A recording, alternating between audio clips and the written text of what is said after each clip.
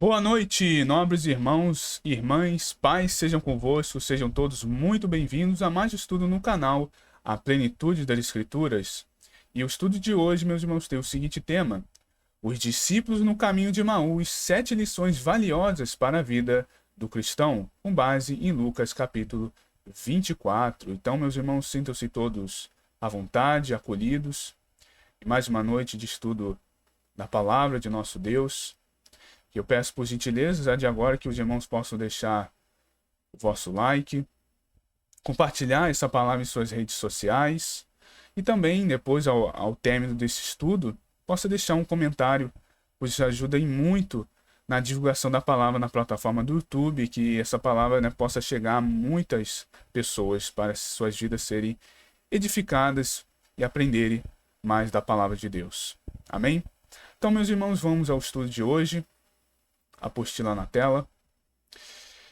Hoje será com base nesse episódio bíblico dos discípulos no caminho de Emaús. E vamos aqui, com a graça de Deus, buscarmos sermos edificados com essas 7 lições que eu irei trazer hoje para os irmãos. Bom, o episódio dos discípulos no caminho de Emaús, registrado em Lucas capítulo 24, é um dos relatos mais comoventes e reveladores das Escrituras. O relato dos discípulos no caminho de Emaús é exclusivo do Evangelho de Lucas. Contudo, é interessante notar que em Marcos capítulo 16, dos versos 12 ao 13, menciona de forma muito breve que Jesus apareceu em uma outra forma a 2 deles que estavam ao caminho do campo. O que muitos estudiosos entendem como uma referência resumida, bem resumida, ao episódio de Emaús. Mas essa menção é extremamente curta e não traz nomes, detalhes ou diálogos, como o relato de Lucas. O relato de Lucas é o único que apresenta um dos nomes dos discípulos, um deles chamado Cleopas, um nome grego que significa glória do Pai, e já o outro não é mencionado, não é nomeado. E é interessante, irmãos, que esse nome ele traz um nome muito interessante, a glória do Pai, no grego. E no final desse estudo, chegando ao fim dele, estarei trazendo algo muito interessante, que podemos tirar algo que eu percebi, uma simbologia muito bacana, muito legal desse nome, podemos tirar para a nossa edificação. Bom, após a crucificação de Jesus, 2 de seus seguidores caminhavam tristes e confusos. Eles caminhando para uma aldeia chamada Emaús, a cerca de 11 quilômetros de distância de Jerusalém. Eles conversavam sobre os eventos recentes, tentando compreender o que havia acontecido.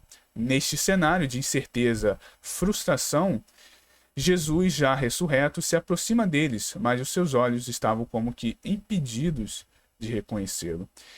E por que eles não reconheceram o seu Jesus? É uma pergunta que muitos se fazem. Por que eles não reconheceram o seu Jesus ali de imediato?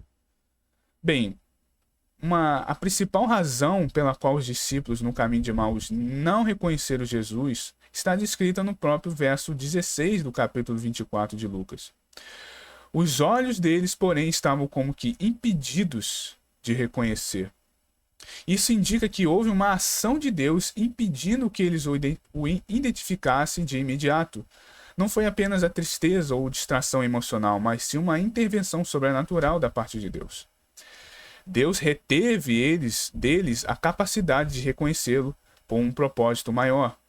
Esse propósito do Senhor era levar os discípulos a uma compreensão maior e mais profunda das Escrituras, antes de revelá-los plenamente a realidade da ressurreição. Jesus, em vez de se identificar de imediato, começou a explicar tudo sobre ele, começando por Moisés e os profetas, mostrando que toda a Escritura apontava para o Messias. E nós vemos justamente depois desse ocorrido dos discípulos, quando o Senhor Jesus ele se encontra com os 12, ele fala, e disse-lhes: são essas palavras que vos disse, estando ainda convosco, que convinha que se cumprisse tudo o que de mim estava escrito na lei de Moisés, nos profetas e nos salmos. Então, abriu-lhes o entendimento para compreenderem as Escrituras, o verso 44 e 45. Então o Senhor Jesus ele revela naquele momento que tudo que estava escrito na lei de Moisés, nos profetas e nos salmos era a respeito dele. E o interessante é que depois que Jesus ele revela, né, ele fala isso, o entendimento dos discípulos ali, eles passam a compreender de maior forma, mas em uma maior completude, as escrituras, né? Muito interessante essa inspiração, né? Então, Deus desejava que eles reconhecessem o Cristo pelas escrituras antes de vê-lo com os olhos naturais. Era uma revelação progressiva que começava no coração e na mente e não na aparência. Então é muito interessante, irmãos, que o propósito de que os discípulos ali não... A causa, né, por que os discípulos não reconheceram o seu Jesus de imediato é porque, primeiramente, era um propósito maior da parte de Deus, que ele queria, justamente sabendo que aqueles discípulos não estavam num estado emocional correto, porque eles não reconheceram o seu Jesus, eles estavam ali de uma forma, eles não estavam compreendendo as coisas corretamente, né? Estavam ali confusos, entristecidos, porque era algo que Deus fez nele, uma intervenção ali para eles não enxergarem corretamente o Senhor Jesus, justamente para um aprendizado na vida deles. Que é o seguinte, ó, além disso, o estado emocional e espiritual dos discípulos também, né, contribuíram para essa cegueira temporária. Eles estavam abatidos, decepcionados e confusos, pois já esperavam um Messias político e libertador, e não um servo sofredor que morresse numa cruz, apesar de Isaías ter profetizado essa realidade séculos antes, como vemos em Isaías capítulo 53. Então, é justamente isso, eles estavam... não estavam compreendendo, eles não tinham um conhecimento correto das escrituras, das profecias, porque era o propósito, eles estavam justamente decepcionados, tristes, porque eles esperavam um Messias político, ali naquele momento libertador de Israel, né, que libertaria Israel da opressão do Império Romano, mas não era esse propósito. Se eles conhecessem de fato as escrituras corretamente, se estavam ali afiados, né, no conhecimento da palavra, eles não teriam se decepcionado, entristecido, pelo contrário. Não estariam confusos. Estariam dando glória a Deus por isso, porque a palavra de Deus estaria se cumprindo. Que o Messias precisava padecer, ele era o servo sofredor, como vemos em Isaías 53, também um pouco em Isaías no capítulo anterior, né, no 52, nos Salmos, que o profeta Davi profetiza sobre o Messias também, que dele partiriam suas vestes, dariam dele de beber, né, o vinagre, essas coisas. Então, estava escrito, estava profetizado séculos antes. Então, eles não conheciam as escrituras corretamente. Estavam ali tomados, talvez por por aquela emoção de quererem serem libertados, né, da opressão dos romanos, e viam ali no Senhor Jesus esse libertador, claro, de uma forma incorreta, e quando viram ali o Senhor Jesus sendo crucificado, entraram ali numa confusão, se decepcionaram e assim ficaram abatidos, entristecidos. Então Deus, vendo isso neles, Deus foi misericordioso. Então o que ele fez? Olha, ele trabalhou ali. O Senhor Jesus apareceu para eles, Deus ali cegou espiritualmente, eles não reconheceram, para esse propósito, para que eles de fato reconhecessem o Senhor Jesus com base nas escrituras, reconhecessem o Cristo pelas escrituras antes de vê-los com os olhos espirituais, né? Uma revelação progressiva, começando ali no coração e na mente, não na aparência. As suas expectativas erradas e a falta de entendimento do plano de Deus criaram um véu sobre os seus olhos. Eles não conseguiam enxergar a glória de Cristo na cruz e na ressurreição até que Deus abrisse os seus olhos espirituais. O momento do reconhecimento aconteceu apenas no partir do pão, quando Jesus, repetindo gestos familiares, fez com que os seus olhos se abrissem. eles então perceberam que o Senhor Jesus era o Senhor Jesus que caminhava com eles o tempo todo. Então é justamente isso, as expectativas desses dois discípulos, desses dois seguidores do Senhor Jesus estavam erradas. Estavam erradas, porque estavam com esse entendimento errôneo do que era e do que é o Messias, que era o Senhor Jesus. Não era esse libertador. Ele teria que padecer para se cumprir o plano de Deus, o propósito de Deus. Esse detalhe aponta para uma verdade importante. O conhecimento de Jesus Cristo pela exposição correta das Escrituras e pela comunhão com Ele. A fé não depende apenas do que vemos, mas da revelação que vem de Deus, como está escrito em Hebreus 11:1. Ora, a fé é o firme fundamento das coisas que se esperam e a prova das coisas que não se veem. E como também está dito em 2 Coríntios 5:7, porque andamos por fé e não por vista. Então, esse detalhe é muito importante, conhecermos corretamente o Senhor Jesus pela exposição das Escrituras, da Palavra de Deus e pela comunhão verdadeira com Ele. Então isso demonstra também que esses discípulos, eles não andavam com muita frequência com o Senhor Jesus. Porque senão Jesus, ele mesmo falou, ele mesmo, nas pregações dele, ele mesmo falava que convém que o Filho do Homem venha a padecer, venha ser entregue. Ele falava sempre isso. Acho que mais de 2 vezes ele falou isso.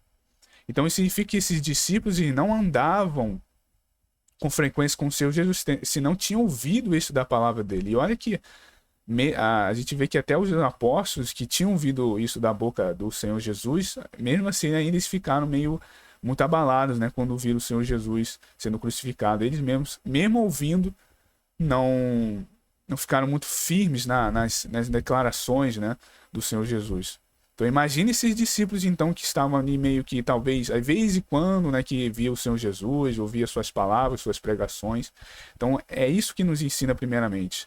É isso que nos traz essa verdade muito importante, que Jesus, ele é revelado a nós da forma correta, com a exposição correta das Escrituras, de quem ele é, o que ele ia fazer, e com a comunhão com ele. Quando estamos em comunhão com Deus, também temos comunhão com o Filho, porque sem o Pai, sem o Filho não temos o Pai, sem o Pai não temos, o Filho.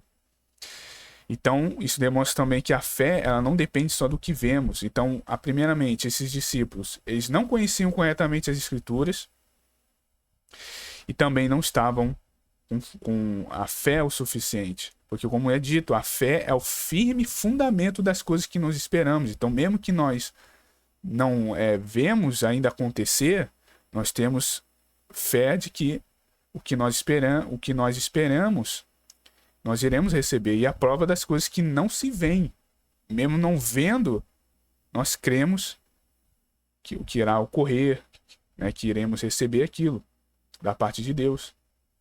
E como é dito, o justo anda pela fé. O justo andará pela fé, como é dito também em Abacuque 2 e tantas outras passagens. Andamos por fé e não por vista. Então, aqui os discípulos não estavam pondo em prática corretamente a fé.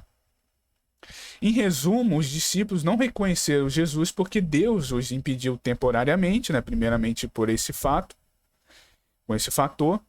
e com o propósito de ensiná-los a enxergar o Cristo ressurreto, primeiramente pela fé e pelo entendimento das Escrituras antes da experiência visual.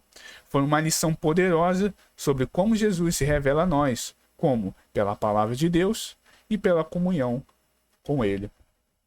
Então, essa é o porquê que os discípulos não reconheceram de imediato o Senhor Jesus. Foi por esse fator que primeiramente Deus tinha uma razão maior, um propósito maior para que esses discípulos eles recebessem essa lição, que eles precisavam entender corretamente as Escrituras, ter a fé em prática, ou colocar a fé em prática, que é algo que eles não estavam, por isso que estavam abatidos, repetindo, porque se eles crescem de forma correta nas Escrituras, no que estava dito, do que já estava profetizado, eles não estariam abatidos. Estariam, na verdade, pelo contrário, né? Super alegres, felizes, sabendo que tudo estava se cumprindo, a palavra de Deus estava se cumprindo, se fazendo verdadeira, né? Então eles só estavam esperando, né, um momento que eles iriam reencontrar novamente o Senhor Jesus. Bom, agora, respondendo nessa questão, eu creio que os irmãos tenham entendido o porquê que os discípulos não reconheceram o Senhor Jesus de imediato. Agora vamos às 7 lições, né? Vamos agora para as 7 lições valiosíssimas que podemos tirar desse episódio bíblico. Sendo a primeira lição que podemos aprender é que mesmo crentes sinceros podem experimentar desilusões espirituais. Quando Jesus lhes pergunta sobre o que eles estavam conversando, os discípulos param entristecidos. Eles esperavam que Jesus fosse o Redentor de Israel, mas a cruz havia esmagado suas expectativas. O coração deles estava carregado de decepção. No entanto, ao invés de o Senhor Jesus repreendê-los duramente, Jesus caminha com eles e os escuta. Isso revela a graciosa misericórdia divina. O Senhor Jesus se aproxima de nós, mesmo em momentos de fraqueza, de confusão. Ele é paciente com os corações feridos e abatidos, caminhando conosco ao nosso lado, até mesmo quando não o reconhecemos.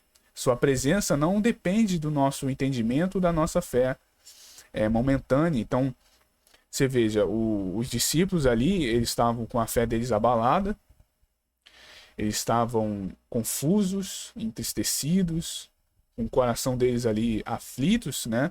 Porque a esperança deles, é claro que, como foi dito anteriormente, eles estavam equivocados, mas a esperança deles ali tinham desmoronado.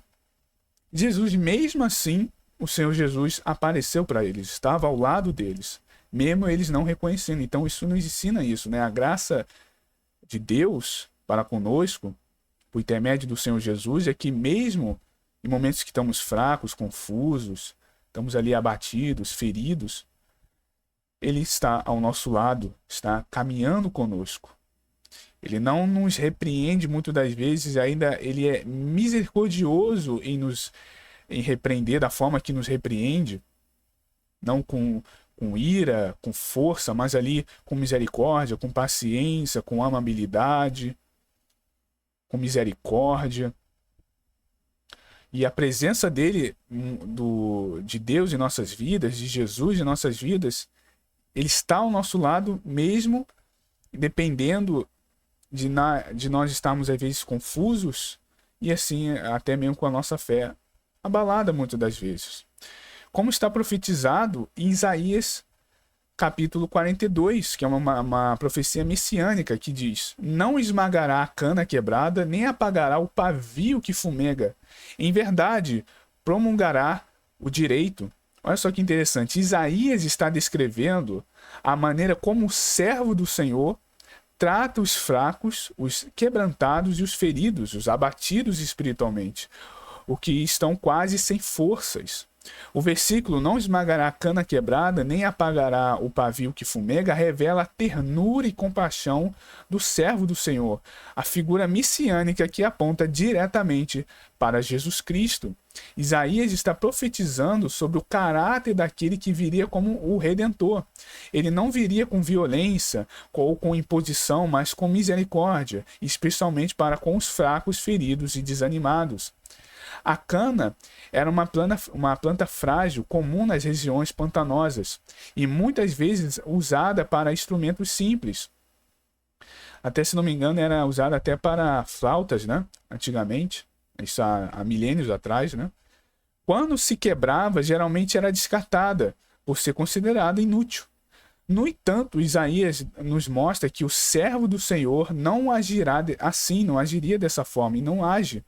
Ele não esmagará essa cana já ferida, ou seja, não desprezará nem destruirá aqueles que já estão quebrantados pelo pecado, pela dor ou pelo sofrimento. Ao contrário, ele cuidará, sustentará e restaurará com graça. Então veja, aqui é uma figura simbólica, né, metafórica de como o Senhor Jesus ele age conosco. Que ele não quebra a cana já jogada fora, né, que já é considerada inútil. Pelo contrário, aqui é uma figura para nós que antes estavam aquebrantados pelo pecado, pela dor, pelo sofrimento, por traumas. Ele não nos vem e cuida de nós com violência, repreendendo com violência, não. Ele vem com graça. Ele cuida, ele sustenta, ele restaura os corações feridos, né, as almas feridas. Muitas questões, né, de traumas, de problemas da vida. Então olha só que bela essa profecia, né, de Isaías 52, mostrando o caráter do Messias, do Senhor Jesus. E de fato foi o que ele foi. E o pavio fumegante representa uma lâmpada prestes a se apagar, onde já não há mais chama, apenas fumaça. Isso aponta para aquele que está com fé quase extinta, né? Já está com a fé quase acabando, com o ânimo debilitado, vacilando na esperança. Mesmo assim, o servo do Senhor, o Senhor Jesus, não apagará. Ele não desistirá dos que estão enfraquecidos espiritualmente, mas buscará reacender a chama com paciência e amor. O Evangelho de Mateus aplica essa profecia diretamente a Jesus. Em Mateus capítulo 12, dos versos 17 ao 20, ao relatar as atitudes de Jesus diante das multidões e dos enfermos, o texto diz que aquilo aconteceu para se cumprisse, né, o que fora dito por Isaías. Jesus é o cumprimento perfeito desse servo compassivo. Durante o seu ministério terreno, ele foi gentil com os pecadores, acolheu os rejeitados, tocou nos impuros, né, naqueles que eram os leprosos, que ninguém chegava perto, ele chegou, ele curou, trouxe um milagre na vida deles, transformação, e levantou os desanimados e os perdoou desanimados e perdoou os arrependidos, como por exemplo, o melhor exemplo é o episódio da adúltera, né? Que estavam todos ali prestes a apredejá-la, ele perdoou. E tantos outros também que arrependidos, ele foi e perdoou os seus pecados. Ele não veio para esmagar, mas para curar. Não veio para apagar, mas para reacender. Então essa é a profecia de Isaías 42 que traz, né, que não veio para esmagar a cana, ou seja, nós que estávamos quebrados, né, já jogados, inúteis, né, aos olhos do mundo, mas ele veio para curar, para consertar. E não veio para apagar, mas veio para reacender a nossa fé, a nossa esperança, a nossa alegria, nossa felicidade, né, um novo recomeço de vida. Então essa passagem nos ensina que Cristo trata com compaixão os que estão feridos na alma. Ele não rejeita os de coração quebrantado.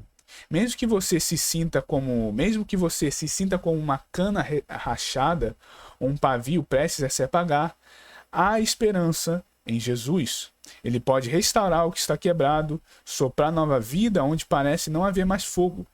E mais que isso, como seguidores dele, ou seja, nós também somos chamados a tratar os outros da mesma forma, com misericórdia, não com dureza, com paciência e não com desprezo. Em um mundo que facilmente descarta os fracos, Jesus nos ensina a acolhê-los.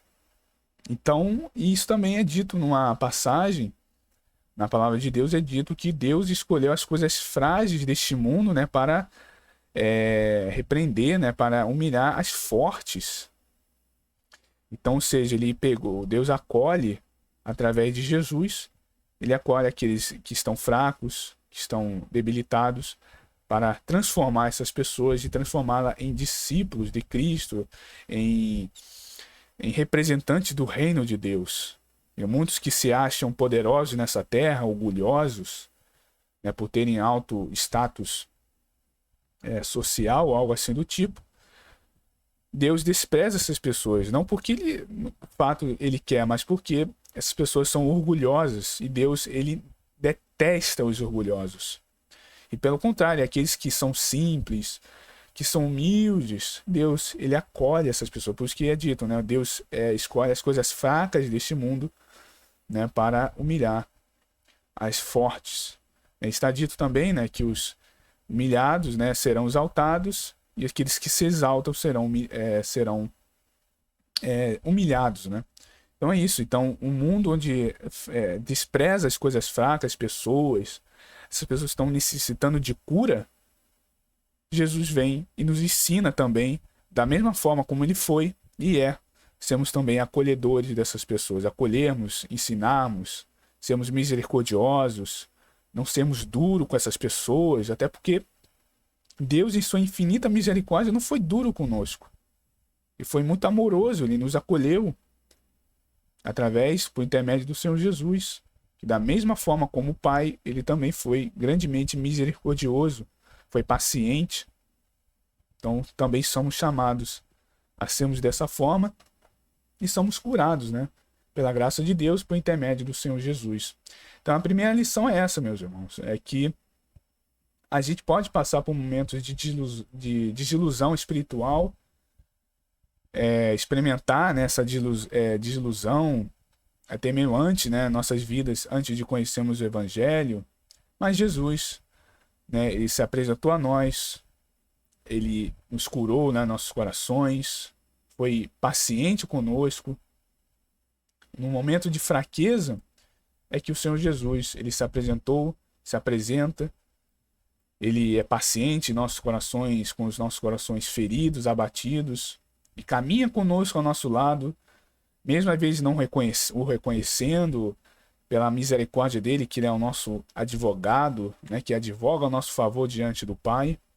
E a sua presença não depende somente só do nosso entendimento ou da nossa fé momentânea, mas sempre está ao nosso lado. Ele é fiel, né, o nosso advogado fiel, o nosso redentor, né? Então e mostrando com a profecia, né, de Isaías 42, como que Jesus, ele está sempre ao nosso lado, sempre nos acolhendo, e possamos também, da mesma forma, sermos como ele, chamado para sermos a imagem do Filho de Deus. E até botando aqui 1 Pedro 5:7, também quando nós estamos aflitos, ansiosos, dessa forma, lançando sobre ele toda a vossa ansiedade, porque ele tem cuidado de vós. Então, lançando sobre Deus, ele sempre tem cuidado de nós, por intermédio de nosso Senhor Jesus Cristo. Certo? E histórias semelhantes, né, aqui trazendo um certo paralelismo com essa lição, nós vemos também a história de Elias no deserto. Em 1 Reis 19, após um momento de grande vitória espiritual, Elias entra em depressão. E Deus o visita não com trovões, né, mas com uma voz suave, com um sussurro suave. Então, mesmo nesses momentos de trevas, né, que nós passamos, Deus, ele aparece para nós. Jesus está conosco, ele aparece para todos nós, né, nesse momento, não muitas vezes de grandes ocorridos, mas de momento ali num sussurro suave em nossas vidas. E também Jó, em sua dor, Jó questiona tudo, mas Deus, em sua misericórdia, se revela a ele no final, mesmo em meio a profundas dúvidas, confusões ali, né, quando o Jó estava debatendo com seus 3 amigos. Então, aqui trazendo um paralelismo com essa história do Senhor Jesus, nós também vemos como Deus também age com os seus servos também. E hoje, né, na Nova Aliança, sabemos que isso é feito por intermédio de nosso Senhor Jesus Cristo. Então foi essa a primeira lição. Então vamos aqui para a segunda lição dessa palavra, desse estudo. A segunda lição é que Jesus muitas vezes caminha conosco mesmo quando não percebemos a sua presença. Os olhos dos discípulos estavam impedidos de reconhecê-lo. Não porque ele estivesse disfarçado, né, porque o Senhor Jesus estava ali disfarçado, mas porque eles estavam cegos. Primeiramente, é claro, pela ação de Deus e pela confusão e desapontamento deles. Então lembra como eu disse também que a confusão e espiritual que eles estavam também contribuiu, né, para essa cegueira espiritual deles. Então, da mesma forma, muitos de nós passamos por momentos em que não sentimos a presença de Jesus em nossas vidas. Mas o fato de não percebermos não significa que ele esteja ausente. O Senhor Jesus está conosco, está ao nosso lado, nos vales, nos desertos, nas dores e nas esperas. A fé que amadurece e prende, a fé que amadurece aprende a confiar mesmo quando os sentimentos não acompanham. Isso aqui é muito interessante, irmãos. Mesmo às vezes não reconhecendo, às vezes passando por um momento assim, como esses discípulos de sentimentos confusos, né? Momentos de dificuldade, como foi dito, né? Em nossa caminhada, não percebemos a presença dele em nossas vidas. Não é porque estamos não sentindo que ele está afastado de nós, né? Mas justamente por esse momento talvez de confusão, possamos passar por isso, mas Jesus está conosco, está à nossa presença, está ao nosso lado, intervindo, né, diante do Pai, diante do nosso Deus. E isso percebemos esse significado, né? E Jesus está ao nosso lado nos vales, nos desertos, nas dores, nas esperanças. E a fé amadurece, aprende a confiar mesmo quando os sentimentos não acompanham. Então é importante esse amadurecimento, mesmo quando a fé não, os sentimentos não acompanham. Então isso é muito interessante também, que não devemos ser levados, conduzidos pelos nossos sentimentos, muitas das vezes também. Porque às vezes é como foi, o sentimento ele pode nos confundir, trazer essa confusão. Como foi dito, esses discípulos estavam confundidos por quê? Porque não estavam pondo a fé em prática e não conheciam corretamente a palavra de Deus. E até vale aquela passagem, né, que diz, né, que a fé vem pelo ouvir da palavra de Deus. Então esses discípulos não estavam crendo, justamente por não conhecerem corretamente a palavra, e também não estavam pondo a fé em prática. Então, mesmo nesses momentos, é importante um amadurecimento da fé.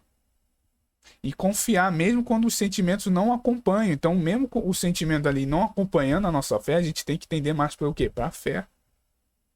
Nós tendemos mais para a fé, cremos que Jesus está ao nosso lado, intercedendo ao nosso favor, sendo o nosso advogado fiel. Mesmo que os sentimentos não correspondem. A gente, às vezes, o sentimento, né, ao nosso lado, ou seja, o nosso lado, às vezes, carnal, ele quer o quê? Quer ficar triste, desapontado, desanimado, né, entristecido, aí vem aqueles pensamentos de confusão, aqueles pensamentos que querem nos sabotar. Então, nesse momento, a gente tender mais para a fé.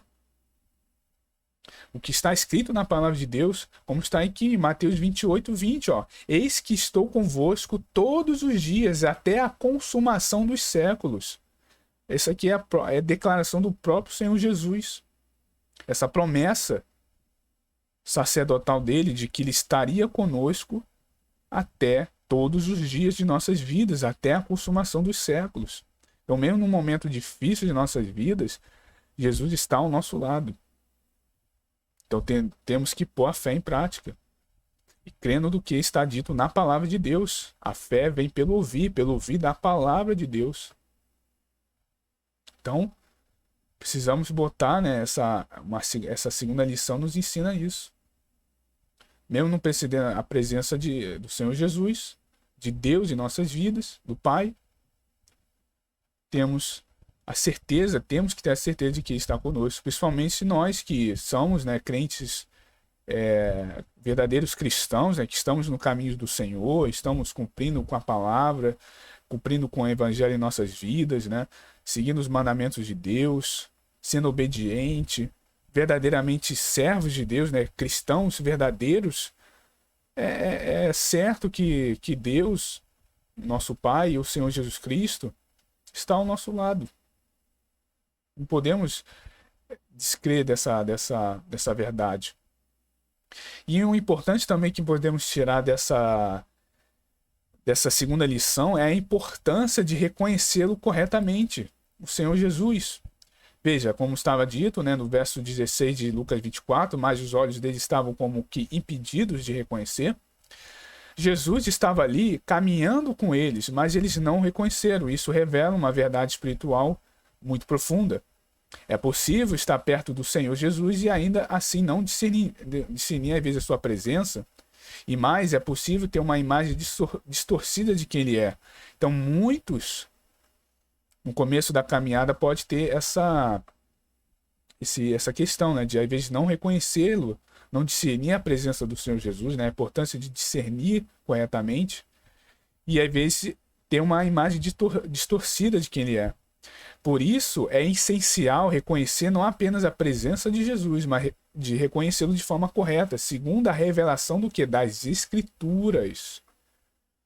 Lembra que o próprio Senhor Jesus, ele declarou que se credes em mim, como diz as Escrituras, águas, né, águas vivas fluirão de dentro de ti, do teu ventre, né, do teu interior.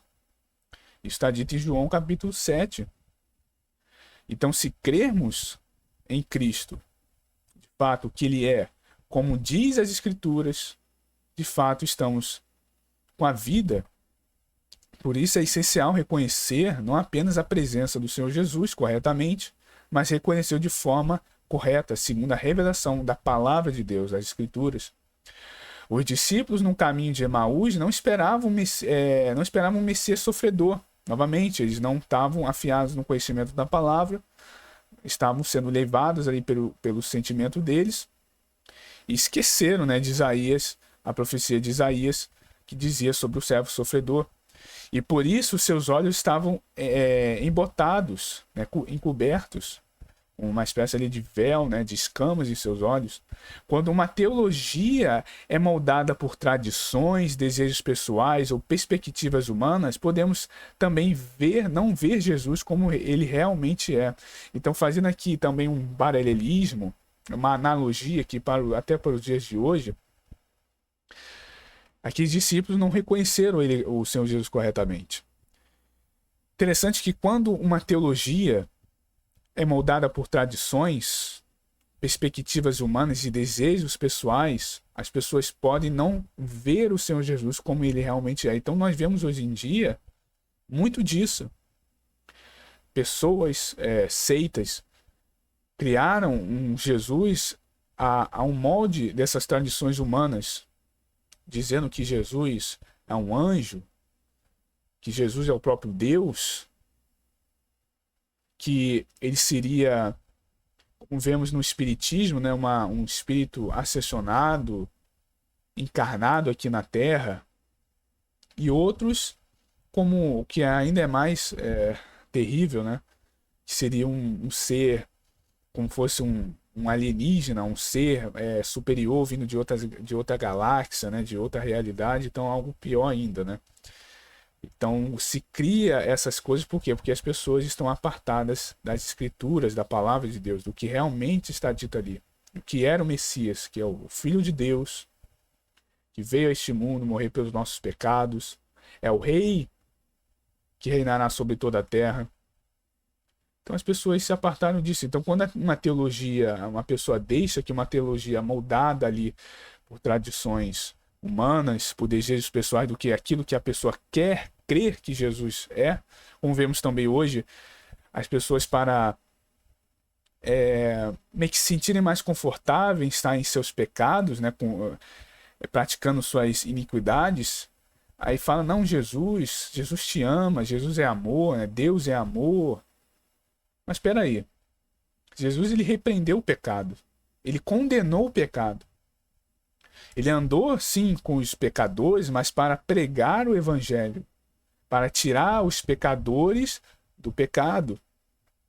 Então, muitos para se sentirem confortáveis, para não sentir ali aquela coisa, naquele peso na consciência, porque não querem deixar os seus pecados, os seus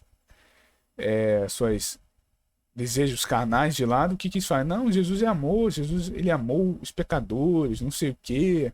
Tem aquela frase, né? Jesus te ama. Sim, mas esse amor, ele requer, né, uma decisão de deixar o pecado. Então veja como uma teologia moldada pelos corações humanos, pelos desejos pessoais, cria um outro Jesus, né? Um Jesus paz e amor, um Jesus que ama o pecado, o pecador, que não se importa se você está no pecado, não tem problema, o que importa é crer, né? O que importa é gostar do seu Jesus. Isso é extremamente errado, isso é satânico. Acho que é uma das melhores formas representativas do satanismo, porque é exatamente isso, é distorcer de fato quem é o Senhor Jesus, com base nessas teologias extremamente errôneas. Então, quando nós estudamos o que é a verdadeira teologia, o conhecimento das Escrituras, conhecemos de fato quem é Jesus. Então, mesmo pessoas sendo levadas aí para essas teologias, pode não ver, entre aspas, Jesus como ele realmente é. Reconhecer Jesus é mais do que vê-lo, é compreendê-lo à luz da palavra de Deus, como Cristo crucificado, ressurreto, o príncipe da vida, o Salvador, gracioso, como está em João 17:13. E esta é a vida eterna, que reconhece a ti só, por único Deus verdadeiro, e a Jesus Cristo, a quem enviaste. Então, está aqui, esta é a vida eterna, que reconhece a ti só como o único Deus verdadeiro, nosso Deus, né, nosso Pai, e ao Senhor Jesus Cristo, o seu Filho, a quem ele enviou para morrer em nosso lugar. E também em 1 Coríntios 2,14, aí vem aquela questão, mas o homem natural não compreende as coisas espirituais de Deus, porque ele parece loucura.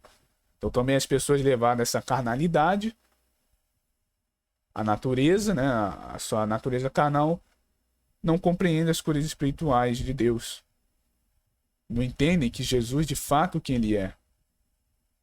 Então, essa é a segunda lição, também de reconhecermos corretamente o Senhor Jesus. Então, por isso a importância de entendermos corretamente a palavra de Deus, né?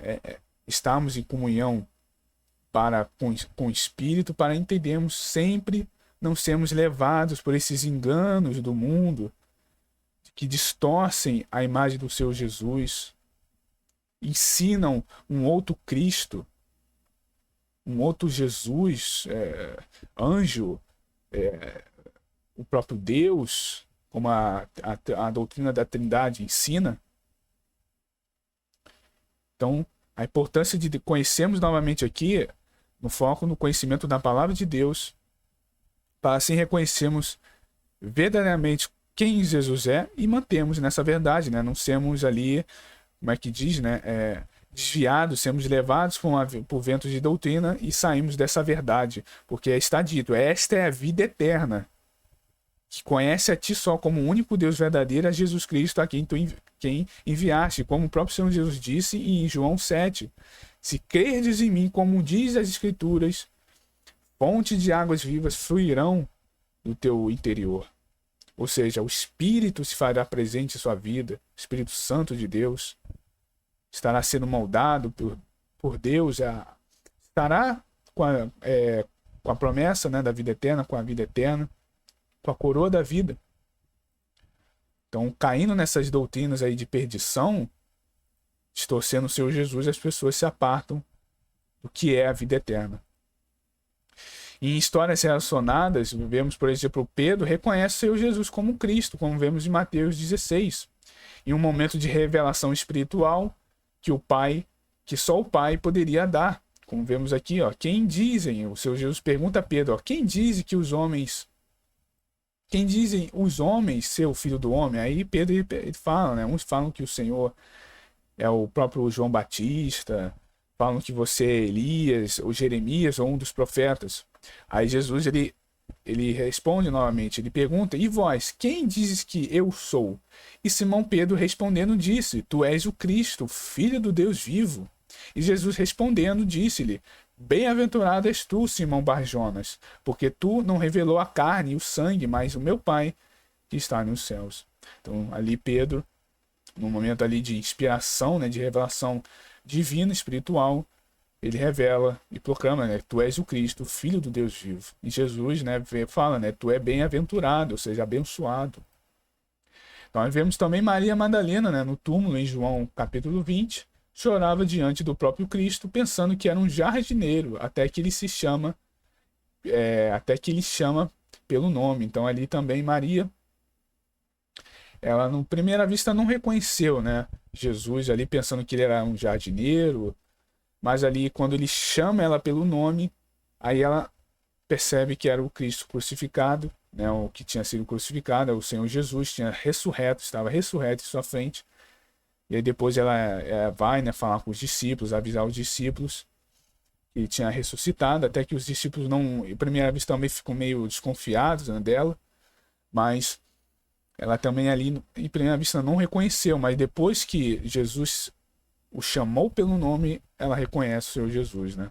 Então ali ela tinha uma comunhão grande com Jesus, ela sempre estava presente. Naquele momento, chamando ela pelo nome, ele reconhece, né? E também os fariseus, né, escribas, em João 8, estavam frente a frente com o Messias, mas não o reconheceram por causa da cegueira espiritual. Então, mesma coisa, né? Esses fariseus, escribas, que eram ali, teoricamente, né, doutores da lei, conheciam bem as escrituras teoricamente, na prática, nós vemos que eles estavam ali numa grande cegueira espiritual, não aceitavam de forma alguma, né? Até aquele questão que fala, nenhum profeta veio de Judá, né? Não veio de Belém, mas sabia, a profecia dizia que o Messias viria de Judá, falava isso, mas estavam cegos. Então a importância de reconhecer novamente, com base nas escrituras, ter o conhecimento pleno da palavra de Deus, para reconhecer de fato quem Jesus é, para não cometer o mesmo erro cometido por esses fariseus, escribas, né? À primeira vista, em um primeiro momento, né? Os dois discípulos no caminho de Emaús, e de fato, né? Reconhecer corretamente Jesus é ter os olhos espirituais abertos para quem ele é em sua plenitude, que é o Filho unigênito de Deus, o Cordeiro de Deus, o Rei que voltará e reinará sobre todas as nações. Isso só é possível pela revelação do Espírito Santo e pela exposição fiel das Escrituras. Então, aqui está, né, a segunda lição que podemos tirar, também a importância de conhecermos corretamente as Escrituras, nos dedicarmos a conhecimento pleno da palavra de Deus, para assim podermos reconhecer de fato quem Jesus é. Sabemos que Jesus está ao nosso lado, está fiel, intercedendo ao nosso favor, como sempre. Bom, vamos agora à terceira lição. Em terceiro lugar, precisamos permitir que Deus corrija as nossas expectativas. Os discípulos estavam tristes porque esperavam um Messias libertador político e não um Salvador que morresse no madeiro. O problema deles não era não somente a falta de fé, mas a fé mal direcionada. Muito importante essa questão também. Eles criam no Messias, mas esperavam que ele se manifestasse de acordo com seus próprios desejos. Então veja bem, né? Quantas vezes também podemos fazer a mesma coisa. Projetamos sobre Deus nossos planos, né? E quando ele age de maneira diferente, ficamos frustrados. No entanto, Deus nos desilude, né, de nossas próprias expectativas equivocadas para nos conduzir à verdade plena do seu propósito. Então, o perigo também de uma fé mal direcionada. Às vezes temos a falsa expectativa, né, colocamos nossos projetos sobre Deus e nossos planos, e quando Deus ele ali age de uma forma diferente, a gente desanima, a gente fica triste. Então a importância de colocarmos em Deus os nossos planos, vemos se é da vontade dele, temos a comunhão com Deus para conhecermos o que é a vontade de Deus para nossas vidas. Então, quantas das vezes a gente pode cometer esse erro também, ou a gente já cometeu esse mesmo erro, de projetar em Deus um plano, um projeto, aí direciona aquela fé, não pergunta primeiro se é da vontade dele, se de fato é isso, como, ou até mesmo às vezes verificando nas escrituras, porque a gente vê na palavra de Deus que justamente em João, em 1 João 3,19 diz que se nós de fato cumprimos com os mandamentos de Deus, nós podemos pedir as coisas a Ele. Veja bem, vamos vermos em 1 João aqui rapidamente. 1 João capítulo 3, nós vemos justamente essa questão. Vamos ver aqui.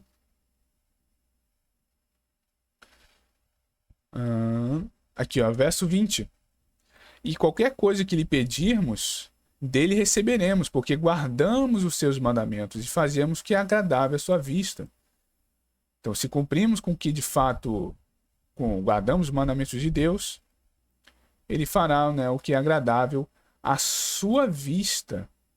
Então, se é um pedido conforme a vontade de Deus, né, conforme aquilo que realmente é do agrado dele, ele fará. Mas se não for, se também Deus entender que ainda a gente não está preparado para aquilo, ele não vai dar. Aí a gente direciona a fé de forma errada, de forma incorreta. Aí quando Deus ele faz algo diferente, obviamente a gente desanima. Então precisamos ter uma fé de forma direcionada corretamente. Uma fé mal direcionada pode causar muitos problemas em nossas vidas, irmãos. Então precisamos ter esse cuidado e direcionar nossa fé de forma correta, naquilo que está com base na vontade de Deus, nos propósitos de Deus, como era com esses discípulos. Eles direcionaram a fé deles eles criaram ali na mente deles um Messias totalmente diferente daquilo que as escrituras pregavam e acabaram caindo nesse erro. Um Messias ao próprio desejo deles. Então, Deus ele precisa muito das vezes o quê? Nos fazer nos desiludir de nossas próprias expectativas equivocadas, para nos conduzir o que na verdade plena do seu propósito no que ele tem para nossas vidas. Deus não está comprometido com nossos sonhos terrenos. É uma grande realidade, verdade, irmãos. Ele não está comprometido com nossos sonhos terrenos, apesar de sim, muitos desejos nossos, ele vai proporcionar, como eu dito aqui anteriormente, em João 3:22. 1 João 3:22. Alguns de nossos pedidos, sim, Deus irá realizar sonhos, projetos, né, propósitos, mas ele não está plenamente comprometido, mas com a realização do que? Do seu plano eterno em Jesus Cristo. Então nós vemos em Isaías 55, do 8 ao 9, que é: os meus pensamentos não são os vossos pensamentos. Deus tem algo muito maior para as nossas vidas. Salmo 37, verso 5 diz: entrega o teu caminho ao Senhor, confia nele, e o mais ele fará. Então, novamente, Deus tem muito mais o que fazer em nossas vidas. Ó, e perfeitamente em sincronia com esses dois versos, nós vemos em Efésios 3:20 que diz: Deus é poderoso para fazer infinitamente mais do que tudo quanto pedimos e pensamos, mediante o seu poder que atua em nós. Veja só, Deus é infinitamente, nosso Deus é poderoso para fazer infinitamente mais do que o que nós pedimos e até pensamos. Então, até aquilo que a gente pensa e deseja, às vezes Deus tem algo muito maior para fazer em nossas vidas. Um propósito muito maior, que nos manterá também, né, no caminho, na verdade, não nos fará desviar desse caminho. Então, a importância, então, de tudo isso, dessa terceira lição, termos uma fé, conforme uma fé direcionada naquilo que de fato é da vontade de Deus, naquilo que é o propósito dele. Não cometemos o mesmo erro que esses discípulos no começo de suas caminhadas cometeram, direcionar a fé de forma correta naquilo que de fato é a vontade de nosso Deus, no propósito soberano e divino e eterno dele. E é claro, Precisamos permitir que Deus corrija as nossas expectativas. Então, quando nós temos aquela desilusão, poxa, não era de fato isso que era para ocorrer, né? Você queria isso pode ser inúmeras coisas na nossa vida, pode ser um propósito de ter querer um novo emprego, alguma coisa em sua vida que ainda não é da vontade de Deus, não quer, né, proporcionar isso em sua vida. Então, quando tem essa desilusão, a gente precisa permitir o quê? Que Deus corrija. E não cair nesse estado de tristeza, de desânimo. Então, deixa Deus corrigir. Deixa Deus ali moldar novamente, te conduzir ao caminho correto, direcionar sua fé para o que de fato é a vontade dele. Para que assim você continue a caminhada. Continue como um discípulo de Jesus, com as verdades, né, espirituais reveladas a nós, a você, para permanecer firme no caminho, restaurado, renovado.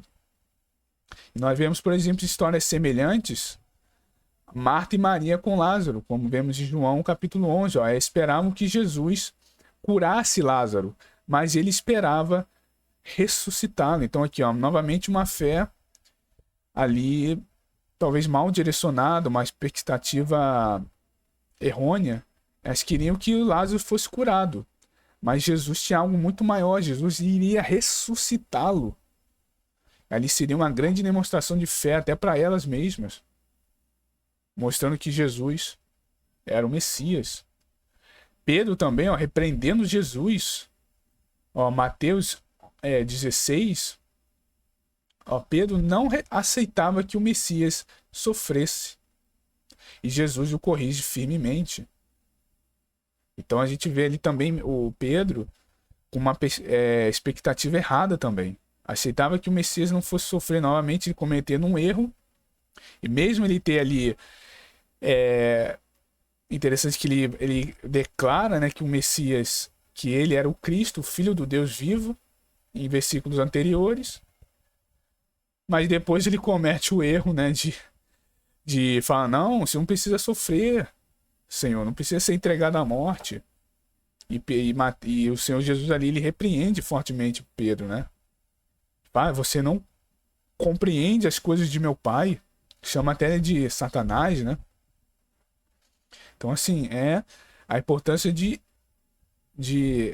termos as nossas expectativas corretas naquilo que é certo, nossa fé corretamente direcionada.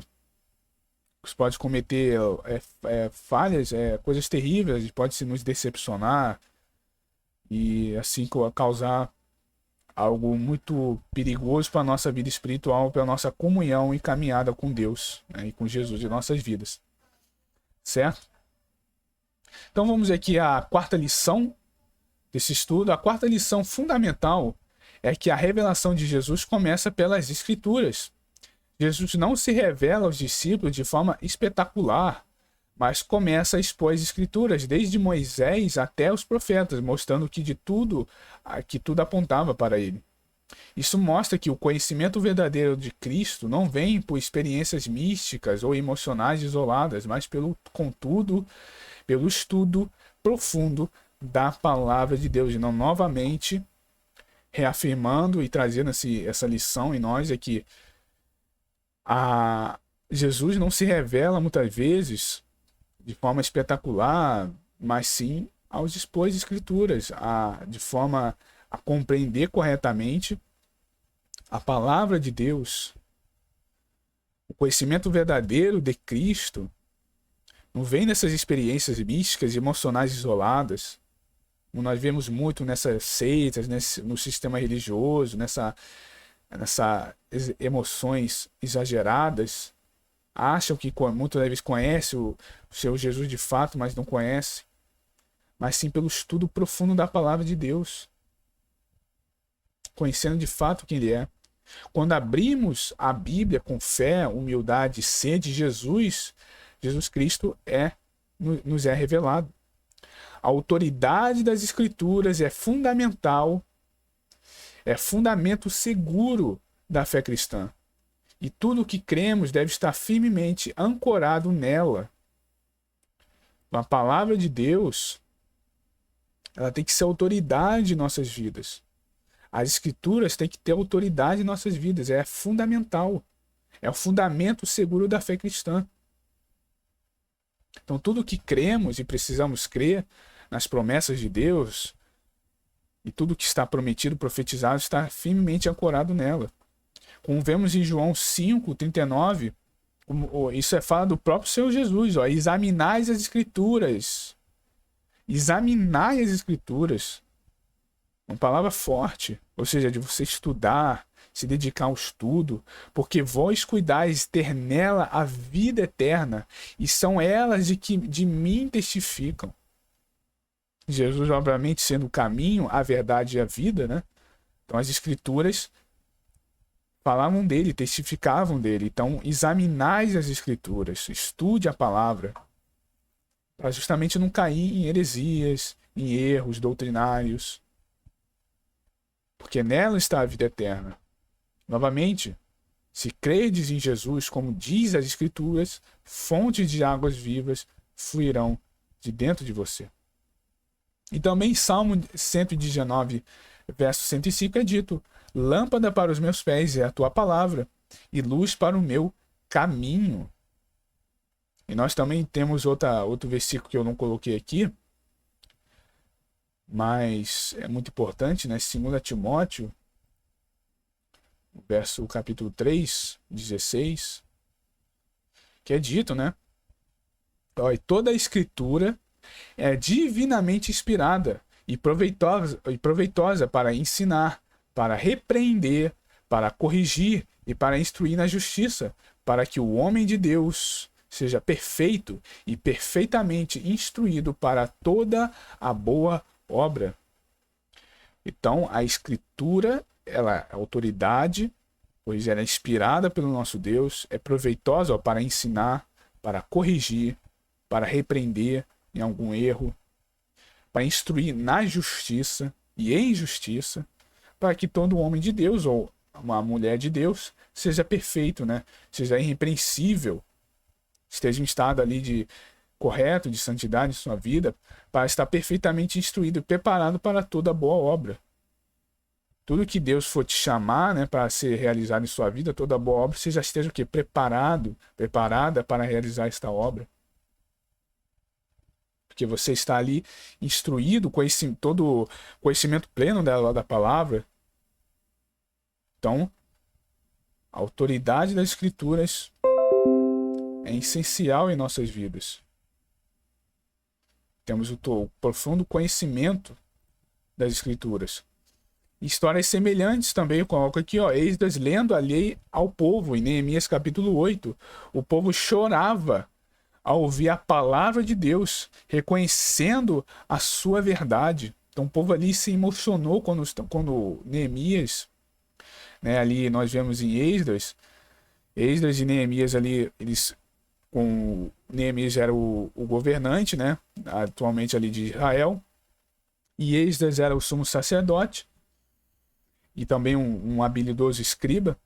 Então ele reuniu ali o povo, quando novamente depois, né, ali eles retornando, né, ao cativeiro babilônico, o povo não estava ainda, já tinham passado décadas, né, ali presos em Babilônia, e quando eles retornavam, eles não estavam muito conhecidos ainda, estavam meio apartados, né, do conhecimento da palavra de Deus, das leis.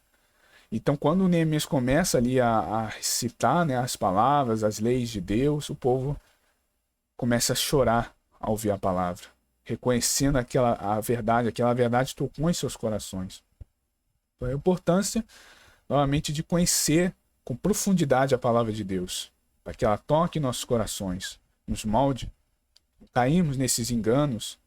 Nós vemos também os nobres bereanos, em Atos 17, verso 11, que eles conferiam nas escrituras se o que Paulo pregava era verdade. Então mesmo Paulo, um apóstolo de Cristo, um grande homem de Deus, mesmo assim os bereanos ali, eles mesmo vendo ali Paulo pregando, eles iam lá, será que realmente? Aí viam ali nas escrituras, se era o correto, né, ali nas profecias, tudo estava conforme o que ele estava pregando. E é uma atitude nobre, porque eles são chamados de nobres, mais nobres do que os que estavam em Tessalônica. Então olha só que, então ali Paulo e o próprio escritor, ele admira essa atitude dos bereanos, novamente, demonstrando que devemos conferir nas escrituras. A palavra de Deus é autoridade em nossas vidas, é um fundamento seguro da fé cristã. Por que tantos, né, hoje se apartam da palavra de Deus de forma como ela tem que ser, né, como ela ensina? Porque muitos não conhecem com profundidade, por isso que muitos caem no engano de falsos profetas, de falsos pastores, doutores por aí, caem em seitas, porque não conhecem a Escritura. Se conhecessem, não cairiam. Eles iriam julgar esses falsos mestres, né? Com base na Escritura. Quando pregasse algo errado, ó, como é isso daqui não está certo. Essa verdade, esse princípio não está correto, esse princípio não se encontra na palavra de Deus. Então, trazendo aí esta quarta lição, a importância, né, de termos a Bíblia, a palavra de Deus, como autoridade, o fundamento seguro de nossa fé. Estamos firmados na palavra de Deus e temos, né, esse conhecimento verdadeiro do Cristo, como diz a Escritura. Bom, agora vamos à quinta lição. A quinta lição é o efeito que a palavra de Deus tem sobre o coração. Até interessante que isso se alinha até como foi dito aqui, né, em Neemias 8, né? O povo chorava ao ouvir a palavra de Deus, reconhecendo a sua verdade. E uma coisa é isso, é o efeito que a palavra de Deus tem sobre o coração, nossos corações. Após ouvirem a exposição de Jesus, os discípulos, já com os olhos abertos, disseram: porventura, não ardia em nós o nosso coração quando pelo caminho nos falava e quando nos abria as Escrituras? Então, o coração que arde é sinal de vida espiritual. Quando Jesus é revelado na palavra, o Espírito Santo aquece o nosso interior, trazendo clareza, ânimo, fé e zelo. A frieza espiritual não resiste a um encontro verdadeiro com Cristo Jesus. O ardor do coração é a resposta do crente ao Cristo que fala através das Escrituras. Então, só um momento, irmãos, deixa eu só beber uma água aqui rapidamente.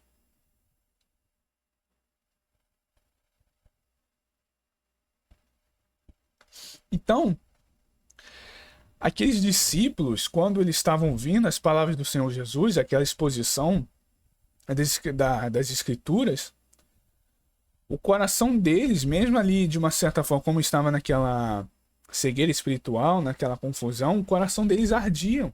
A porventura não ardia em nós, o nosso coração. Então o coração deles estava ardendo. Então ali era um sinal que quando Jesus estava ali expondo as Escrituras, começou a acender neles a chama da fé. Estava começando ali a ver um avivamento espiritual neles. Como estava ali numa frieza espiritual, começou aquelas verdades sendo expostas a elas, sendo ensinadas pelo próprio Jesus. Aquilo começou a reacender o ardor do coração deles. Então esse ardor que devemos ter ao ouvir a palavra de Deus, a ler e até mesmo ao praticar a palavra, é a resposta do crente ao Cristo que fala através das Escrituras. Muitas das vezes é a resposta para a solução para um coração, às vezes ali sendo tomado por uma frieza espiritual, é justamente ler a palavra de Deus, conhecer, ouvir a palavra de Deus, praticá-la, que é o mais importante, né, de tudo. Quando você lê, a fé, ela vem, você tem que pôr em prática. Lembrando, a fé vem pelo ouvir da palavra de Deus. Então, um coração que arde é um sinal de vida espiritual, é um sinal de uma comunhão plena, verdadeira com Deus, com Jesus. Então, Jesus, quando é revelado na palavra de Deus, o Espírito Santo ele aquece o nosso interior, trazendo a clareza das coisas, o verdadeiro discernimento do que de fato está escrito ali, um ânimo, aquela alegria, aquela felicidade, aquela esperança de lermos sobre as promessas que Deus fez a todos nós em Cristo Jesus, que em Cristo somos herdeiros, somos co-herdeiros do reino, somos feitos filhos de Abraão na fé em Jesus Cristo, como é dito em Gálatas capítulo 3. Reacende em nós a fé, o zelo, ou seja, você ter aquele cuidado em guardar, em reter a palavra. Então isso é maravilhoso, esse efeito que a palavra de Deus tem em nós.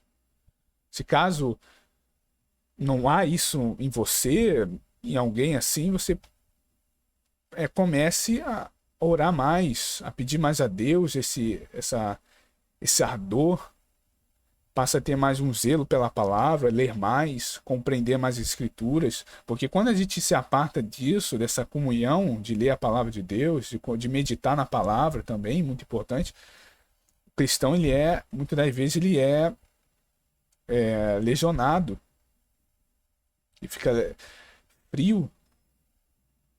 É muito importante sempre estarmos com essa comunhão em ler a palavra, né?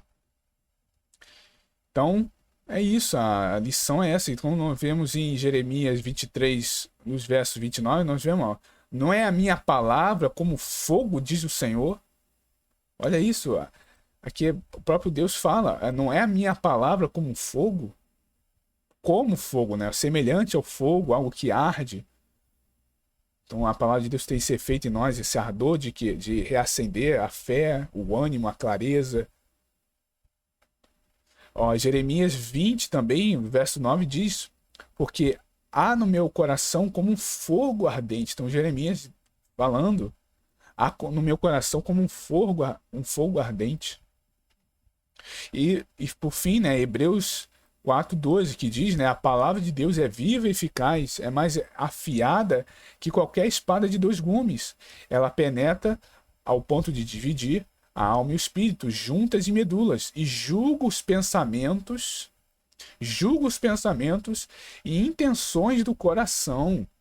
Então esse é o efeito também que a palavra de Deus tem e deve ter em nós, que a palavra de Deus ela é viva, ela é eficaz em seu propósito, e que de trazer a pessoa ao arrependimento do pecado, a trazê-la novamente a estar no caminho do Senhor, a conhecer em toda a plenitude, né, a Deus, Jesus, conhecer toda a plenitude das Escrituras, né, até como é o nome, né, desse canal, conhecer toda a plenitude da palavra de Deus, das Escrituras. E o que? Julgar os pensamentos e intenções do coração. Então, quando o crente ele tem um pensamento errôneo, errado, ele o que? Julga, trazendo ali, ele tem o conhecimento que disso é errado, que a palavra de Deus é dito. Olha, por exemplo, não cobiçarás a mulher do seu próximo, não pensai nessas coisas. Aí, se vir algo parecido, ou esses pensamentos, já a palavra de Deus, tendo conhecimento dela, já julga e você já repreende aquilo. As intenções do coração, quando você tem uma intenção errada, impura, você conhecendo a palavra de Deus, aí sim, você repreende aquilo em seu coração. Por isso que a palavra de Deus é viva e eficaz. Ela se faz viva dentro de nós. Então, por isso que a palavra de Deus tem que ter esse efeito em nossas vidas, em nossos corações. Os pensamentos, ela julga as intenções do coração. Então, possamos ter também esse ardor pela palavra de nosso Deus, conhecendo, né? E se tenha um grande sinal de uma vida espiritual, quando a gente tem a alegria de ler a palavra, é maravilhoso, assim, você lê, você medita, você começa a conhecer, você começa a meditar, é uma nova coisa que às vezes ali é revelada para você, numa passagem, como está sendo aqui dita, aqui nesse estudo, que muitas das vezes a gente pode ler de forma rápida, né, esse ocorrido aqui da passagem desse episódio bíblico, E a gente, às vezes, meditando, estudando, pedindo a Deus ali, a gente chega a tirar coisas, ensinamentos incríveis, aprendizados, lições incríveis daquilo. Que às vezes você pode fazer uma leitura errada, uma leitura rápida, você às vezes não pega essas coisas. Mas ao ler, se dedicar, você para você, né, através do Espírito de Deus é revelado isso. Então, também a frieza espiritual, para muitas vezes o remédio para essa frieza espiritual é você se dedicar mais à leitura da palavra. Porque nessa leitura que você é moldado. Já tem até estudos e até científicos. Não sei se os irmãos já viram, mas há estudo até científico, né, que pesquisadores cristãos fizeram, se não me engano foi nos Estados Unidos. Eles fizeram anos de estudo, né, que viram que quem lê a palavra diariamente, o cérebro ela reage de uma forma diferente. Impressionante isso, é estudo comprovado. A palavra de Deus, quando a pessoa lê diariamente ou ora também, a pessoa geralmente ouve na pesquisa que a pessoa ela tende a ter mais paz, ser mais tranquila, ser mais misericordiosa, mais calma. Então isso é impressionante. A palavra de Deus tem esse efeito no cérebro, no coração. Então é isso. O efeito da palavra em nossas vidas. Possamos, né, na dedicação no estudo da palavra, ter que esse efeito da palavra de Deus venha ter em nossos corações. E histórias semelhantes também, nós vemos o avivamento em Pentecostes, né, no Atos capítulo 2. A pregação de Pedro, fundamentada na Escritura, o que estava dito na palavra, corta o coração dos ouvintes. O coração daqueles homens e mulheres ouvindo aquela palavra fundamentada na Escritura, que é a pregação de Pedro, uma das maiores, né, pregações. Se não me engano, se converteram mais de 3.000 pessoas. Cortou o coração daquelas pessoas, ou seja, o efeito foi eficaz no coração delas, se arrependendo dos pecados e aceitando Jesus como o Senhor e Salvador delas. Também o chamado de Isaías, em Isaías capítulo 6, encontro com Deus gera temor e confissão e prontidão. Uma das frases mais conhecidas é eis-me aqui, envia-me a mim. Então ali, quando o encontro com Deus, naquele momento, Isaías ele gera aquele temor e confissão, né? Ele confessa ali, ele gera ali um temor muito grande. Vamos dar uma lida rapidamente em Isaías 6, que gera esse temor. E no ano em que morreu o rei Urias, eu vi também o Senhor assentado em um alto e sublime trono, e a causada no seu manto, né, enchia o templo. E a cauda do seu manto, né, a cauda do seu manto enchia o templo. E tinha serafins que estavam acima dele, cada um tinha 6 asas. Com 2 cobriam os seus pés, os seus rostos, e com 2 cobriam os seus pés, e com 2 voavam. E clamavam uns aos outros, dizendo: Santo, Santo, Santo é o Senhor dos exércitos. Toda a terra está cheia de sua glória. E uns umbrais das portas, né, se moviam à voz do que clamavam, a casa se encheu de fumaça. Então disse eu, o Isaías fala: ai de mim, pois estou perdido, porque sou homem de lábios impuros, habito no meio de um povo de impuros lábios, e os meus olhos viram o Rei, o Senhor dos exércitos. Porém, um dos serafins, daí começa toda a história, e depois, né, no final, né, quando diz a voz do Senhor, ao ouvir a voz do Senhor, dizia, né, quem enviarei? A quem há de ir por nós? Então disse eu, eis-me aqui, envia-me a mim. Então Deus, ao revelar, né, ao encontro com Deus, verdadeiro, com base, né, ao chamado, né, de Elias, as Escrituras, gera essa confusão, essa prontidão. Eis-me aqui, envia-me a mim. Então, aqui terminando a quinta lição, indo para a sexta lição, a penúltima lição. Antes de entrarmos, deixa eu novamente beber uma água.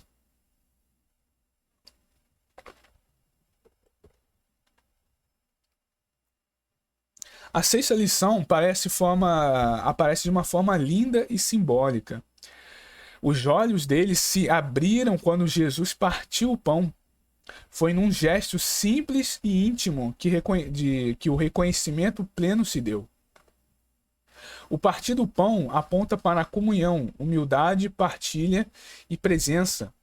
É na simplicidade da vida cristã, na oração, na ceia, na mesa, no serviço que o Senhor Jesus muitas vezes se revela com maior clareza. Nem sempre será nos altos montes ou nas experiências sobrenaturais, mas na rotina vívida com devoção e comunhão. E a igreja primitiva compreendeu isso ao partir o pão de casa em casa. E a nós também devemos valorizar os momentos ordinários como oportunidade de encontro com o Senhor. Nós vemos em Mateus 18:20, onde estivesse 2 ou 3 reunidos em meu nome, aí estou eu no meio deles. Em Atos 2:42, e perseveravam na doutrina dos apóstolos e na comunhão e no partir do pão e nas orações. Então também isso nos ensina, irmãos, que devemos valorizar esses momentos simples do dia a dia, da vida cristã, na oração, na ceia, né, do Senhor, na mesa, às vezes ali com a família, com os irmãos da fé, no almoço, no serviço, servindo ao próximo, aos irmãos, que Jesus ele se faz presente, não é em coisas grandiosas, né, como dito que nos altos montes, nas experiências sobrenaturais, mas na rotina vívida de devoção e comunhão. Você ali na comunhão com Ele todos os dias, na oração. Então, Jesus se faz presente. E a igreja primitiva compreendeu. Né? Estou aqui ali, estavam perseverando na doutrina dos apóstolos, na comunhão entre a igreja, né, os irmãos, no partir do pão e nas orações. Então também valorizarmos esses momentos em nossas vidas. É no partir do pão que aponta para uma comunhão, a humildade, a partilha, a presença. Então é muito bonito isso, né? Algo simples, que muitas vezes as pessoas querem ver altos milagres, coisas grandiosas. E não, às vezes no seu dia a dia você já fica alegre, feliz, porque você vê a presença do Senhor ali no dia a dia, nos momentos ordinários, que muitos não dão valor, mas isso é fundamental em nossas vidas. Momentos simples ali de oração, de devoção, você tirar um momento de ler a palavra, ver uma pregação, ouvir uma pregação, e você se dedicar a algo pelo reino, ajudar uma pessoa, um irmão da fé, conversando com ele, quando você chama ali um irmão para sua casa, para um grupo de irmãos, ali que se faz presente o Senhor. É como ele mesmo disse, ó, se 2 ou 3 reunirem em meu nome, ali eu estarei no meio deles. Estarei presente, em comunhão. Então isso é maravilhoso, esse ensinamento também, essa lição de valorizarmos esses momentos simples. São momentos oportunos de nós encontrarmos com Jesus e nos encontrarmos com o nosso Pai Celestial, nosso Deus. Ó, histórias relacionadas, semelhantes também à ceia do Senhor, a Santa Ceia com os discípulos, em Lucas 22. Jesus revela verdades profundas enquanto reparte o pão. Então foi naquele momento simples que Jesus revelou grandes coisas. Ele novamente reafirma que ele seria entregue aos romanos para se cumprir a profecia. É no momento que ele revela que entre eles tinha um traidor. De fato, era o momento que aquele traidor iria se manifestar, que era Judas, né, Iscariotes. E tantas outras coisas. Ali ele revela também a grande cerimônia litúrgica, né, a Santa Ceia, que todos nós fazemos todos os anos em memória dele, que é um momento também onde a igreja se reúne, uma grande celebração, nos lembrarmos do sacrifício de nosso Senhor Jesus Cristo, que ele morreu por nós. A gente come o pão ali simbolizando o corpo dele, e o sangue simbolizando o sangue derramado por nós, o sangue puro, que nos purifica de todo o pecado. Então, foi nesse momento simples que Jesus revelou grandes verdades que até hoje fazem diferença em nossas vidas. Até hoje nós praticamos. Olha isso, depois de 2000 anos depois, mais de 2000 anos. Então, e outra também, Abraão e os 3 visitantes. Gênesis 18 fala, nos simples atos de hospitalidade, Abraão recebeu a visita do anjo do Senhor. Naquele momento também simples de hospitalidade, Deus ali enviou anjos a Abraão. Então, valorizamos, irmãos, valorizemos esses momentos simples de nossas vidas, do nosso dia a dia, que muitas vezes fica desanimado porque não tem algo grande acontecendo no seu dia, na sua vida, mas é nesses momentos simples também que Deus e o seu Filho Jesus se fazem presente. Está na nossa presença, momentos simples que Ele revela uma verdade a nós, nos consola. Aí você está em busca de um propósito, de um esclarecimento. Aí é nesses momentos ordinários. Então, terminando, indo por 7ª e última lição desse estudo, por fim, a 7ª lição nos mostra o poder transformador da revelação de Jesus Cristo. Os discípulos que haviam fugido para Emaús desiludidos, agora retornam para Jerusalém imediatamente. A tristeza dá lugar à missão, o desânimo dá lugar ao testemunho, o medo dá lugar à fé viva. Quando Cristo é revelado em nosso caminhar, somos impelidos a compartilhar. Eles não podiam mais ficar calados nem demorados. O coração acendiado pela verdade os levou a agir. Assim também deve ser conosco. Um coração verdadeiramente tocado por Jesus ressurreto se transforma em boca que anuncia e pés que correm com alegria, como é dito em 1 Coríntios 9,16. Ai de mim se não pregar o evangelho. E Marcos 16,15, o próprio Senhor Jesus disse, né? Ide por todo o mundo e pregai o evangelho a toda criatura. Então é isso. Quando nós temos um encontro verdadeiro com Jesus, assim também devemos ser como esses discípulos. Eles, naquele momento que eles foram revelados, que era o Senhor Jesus Cristo, o que eles fizeram? Eles ficaram ali, se acendeu aquela chama que antes estava ali de uma certa forma ainda começando em seus corações, né, quando estavam ali ouvindo a exposição das Escrituras pela próprio Senhor Jesus. Naquele momento se acendeu de uma forma que eles ficaram, né, ali grandemente alegres, felizes. Então eles não podiam mais ficar calados, eles deveriam correr para pregar essa verdade a todos. Um coração incendiado pela verdade os levou a agir. Então essa verdade que vem em nossos corações também possamos proclamar isso aos outros, levar isso aos outros. Ai de nós se não pregarmos o evangelho, não levarmos essa verdade do Cristo, de Jesus ressurreto, que transforma vidas, às outras pessoas, às outras criaturas.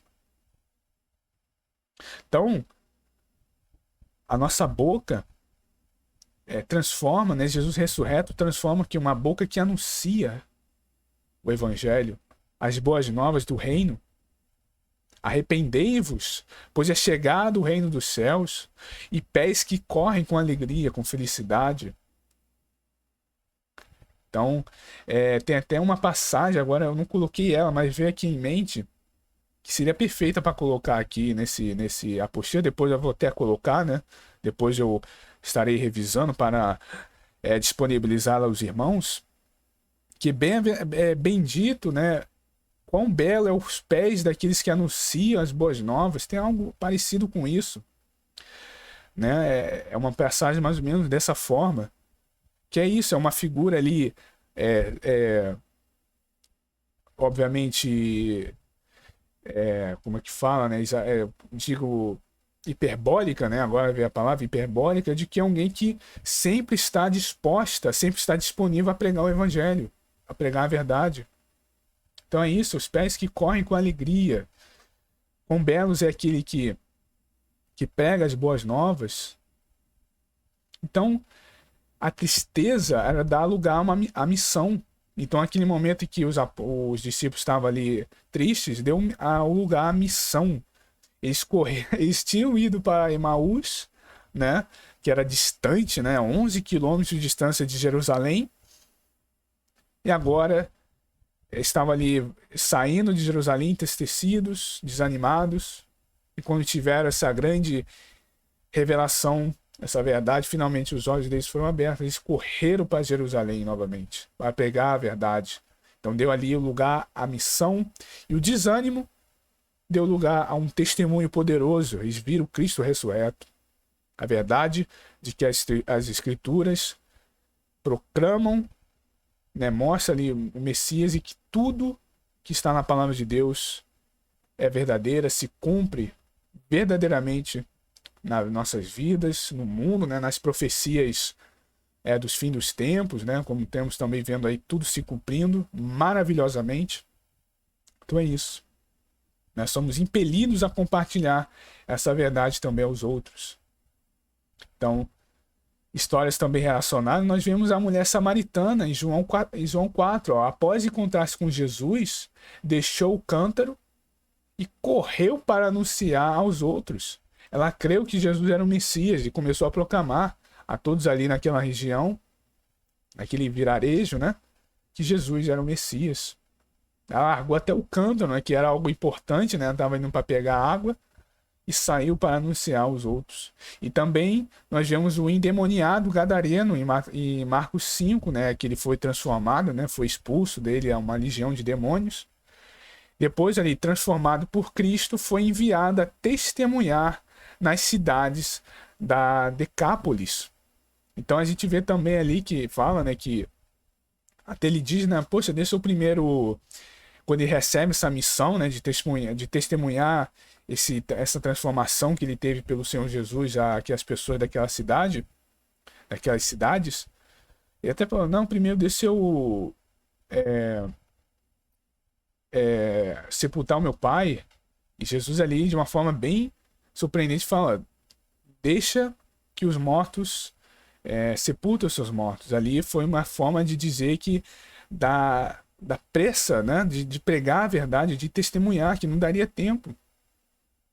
Deixe os mortos, ou seja, que as pessoas que ainda não conheceram a verdade, que ainda estavam mortos espiritualmente, sepultarem os seus mortos. Uma forma ali de dizer, olha, deixa isso para lá, agora você tem uma missão de forma precisa.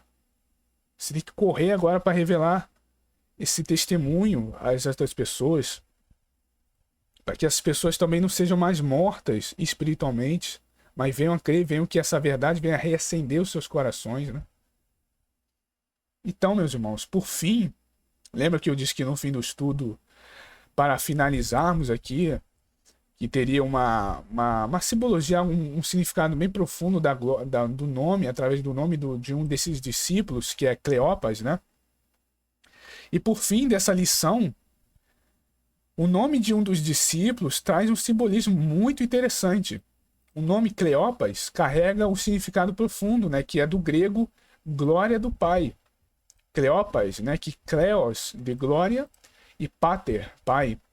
No entanto, ao analisarmos o contexto em que ele é mencionado, vemos um contraste marcante entre o nome que carrega e a experiência que vive. Cleopas é um dos dois discípulos, né, que no dia da ressurreição de Jesus caminhava desanimado ao rumo de Emaús, apesar de ter caminhado com Cristo ouvido seus ensinamentos, né, já ter ouvido seus ensinamentos e conhecido suas promessas, agora se encontra triste, confuso, sem esperança, acreditando que tudo havia acabado com a crucificação. Aquele que carrega em seu nome a glória do Pai estava mergulhado em trevas espirituais, incapaz de reconhecer o próprio Cristo ressuscitado ao seu lado. Esse contraste nos revela algo precioso. Muitas vezes, mesmo os que carregam promessas divinas até, né, promessas grandiosas da parte de Deus, têm uma identidade espiritual e é conhecido das escrituras, né, tem ali o conhecimento, podem andar cegos, andando os seus olhos, né, quando os seus olhos estão voltados para as circunstâncias e não para Jesus, para a fé em Jesus.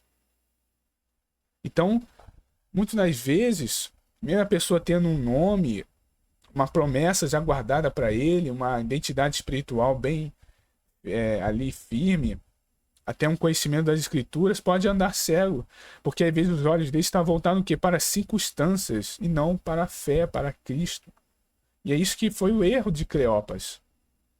A fé dele estava, como foi dito no estudo anterior, estava não só dele, mas do outro irmão, né, do seu companheiro, do outro discípulo, estava o quê? Uma fé mal direcionada. Estava direcionada para as circunstâncias e não para que de fato deveria crer na fé no que estava dito nas Escrituras. Cleopas está literalmente ao lado de Jesus ressurreto, que representa, né, a glória de Deus, né, do Pai, mas não a percebe. Isso nos ensina que a glória do Pai não está ausente. Somos nós que, por causa da tristeza, muitas das vezes levados, né, pela tristeza ou pela incredulidade ou uma visão limitada, deixamos de reconhecê-la em nossa caminhada, né, a glória do Pai em nossas vidas. Tudo muda no momento em que Jesus parte o pão com eles. Aquele gesto simples, mas carregado de significado, abre os olhos de Cleopas e de seu companheiro. Eles então reconhecem que era o Senhor que caminhava com eles o tempo todo. E nesse partir do pão, um símbolo da comunhão, da revelação e da Santa Ceia do Senhor, que a glória do Pai se manifesta com clareza para eles, e se reconhecem. O Cristo ressurreto, que havia explicado as Escrituras pelo caminho, agora se revela de forma íntima e transformadora. Isso nos mostra que a verdadeira glória de Deus não se manifesta somente em espetáculos, mas na presença viva de Jesus, em nossa comunhão com Ele e na revelação da palavra de Deus. Vou colocar aqui na palavra de Deus. Então, após reconhecerem o Senhor, os dois discípulos não conseguem ficar parados. Eles imediatamente retornam a Jerusalém. Mesmo sendo a noite, já era de noite quando eles retornavam, né? Era até uma caminhada mais perigosa, mas mesmo assim eles vão imediatamente para contar aos outros que viram Jesus. A glória do Pai, agora compreendida e vivida, os impulsiona a testemunhar. Isso revela que a glória de Deus, quando verdadeiramente encontrada, nos transforma em mensageiros e participantes do seu propósito. Os mensageiros do reino. Nós somos aqueles que levam as verdades da palavra de Deus aos outros. Então é maravilhoso. Isso transforma, de fato, mensageiros e participantes dos propósitos de Deus. O caminho de Emaús se torna, então, um caminho de retorno à missão, de reencontro com a fé e da renovação da esperança. Assim, Cleopas representa todos nós, aqueles que por vezes andávamos confusos, sem esperança, mesmo carregando em si uma promessa de glória, às vezes, uma promessa de uma nova vida. Mas Jesus, ressurreto, continua a caminhar conosco, mesmo quando nossos olhos não o percebem. E quando ele se revela pela palavra de Deus, pela comunhão, nossos corações se inflamam, nossos olhos se abrem e a nossa missão se renova. A história de Cleópas nos convida a crer que a glória do Pai não está distante. Ela caminha conosco, mesmo nos momentos mais escuros da jornada. Que Deus continue abrindo os nossos olhos para vermos a sua glória mesmo nos caminhos difíceis da vida, assim como fez com Cleópas. O episódio de Emaús é, em muitos sentidos, o retrato da caminhada de cada cristão. Começamos com dúvidas, atravessando desertos, enfrentando desilusões, mas somos encontrados por Jesus no meio do caminho. E ele nos ouve, nos ensina, nos aquece e nos transforma. E quando nossos olhos finalmente se abrem para aquele que é, para quem ele de fato é, tudo muda.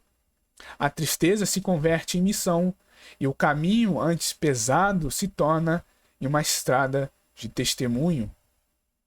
Que também nos digamos como aqueles discípulos: fica conosco, porque é tarde.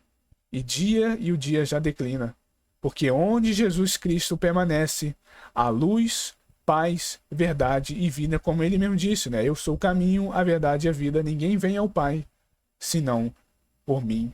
E assim, meus irmãos, também repetindo novamente, assim como Cleópas, que Deus continue abrindo os nossos olhos para vermos a sua glória, a sua verdade, as suas revelações, mesmo nos caminhos mais difíceis da vida, assim como fez com esse discípulo, esse genuíno discípulo, Cleópas, assim faça também em nossas vidas. Amém, meus irmãos? Então foi aqui a palavra de hoje.